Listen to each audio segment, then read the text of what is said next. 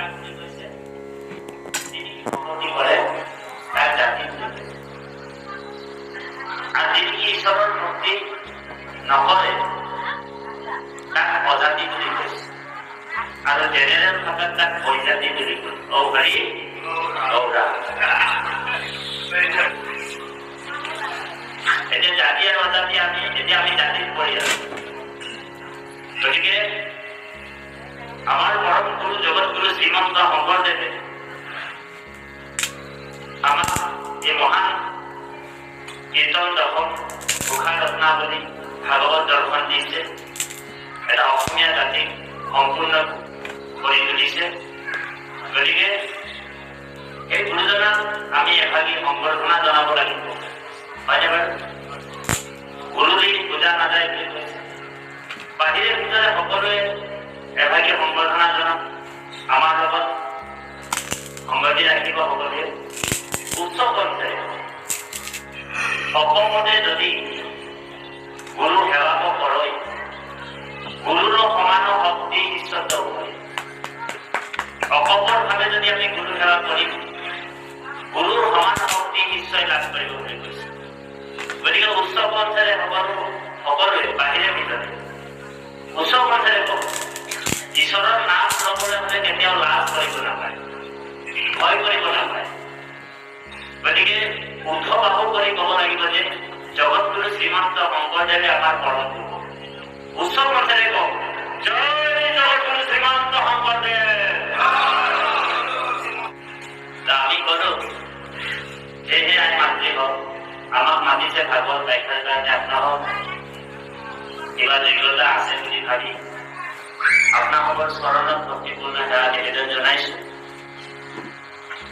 আপোনালোক গুৰুক কিমান ভাল পায় ৰাতিপুৱা আমি গুৰুৰ কাৰণে বোলে প্ৰাণ ত্যাগ কৰিব পাৰোঁ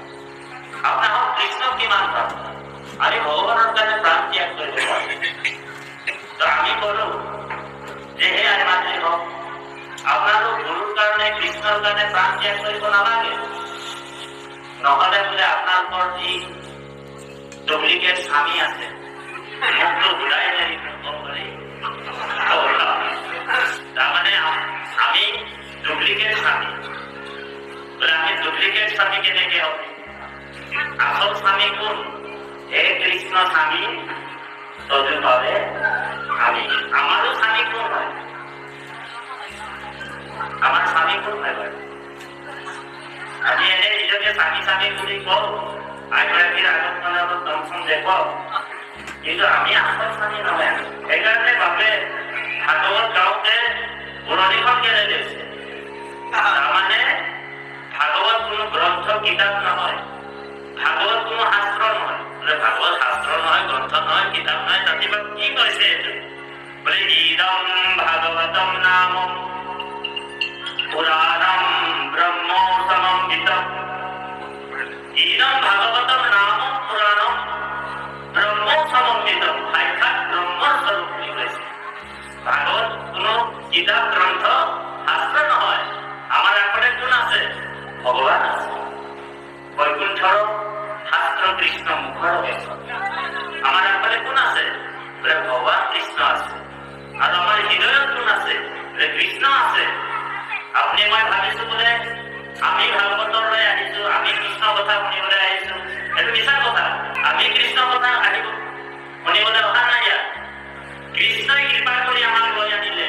আৰু কৃষ্ণহে কৃষ্ণ কথা শুনি আনন্দ লৈ আছে ঔ হৰি ঔ ৰাম বোলে কাৰ কথা কোনে শুনিছে আমাৰ হৃদয়ত কোন আছে বোলে ভগৱান আছে হয় নে গুৰুজনাই ভক্তি ৰত্নাকৰ গ্ৰন্থত কৈছে হে ৰাম বাহিৰে ভিতৰে জানা এই সমস্ত ভূততে পৰিপূৰ্ণ ৰূপে আছো অময়ী মহেশ্বৰ